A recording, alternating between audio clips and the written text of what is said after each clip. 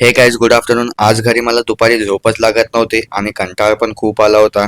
मग तितक्यात माझ्या डोक्यात एक मास्टर प्लॅन आला की आपले जेवढे कपडे असतील ना तर ते कपडे घालून बघायचे. कपाटात कपडे तर शोधायला चालू केले पण कळत नव्हतं मला की काय घालू. मग तितक्यात मला आहे ना कुर्ता आणि पायजामा भेटला. मग ते घेतलं आणि ट्राय करून बघितलं.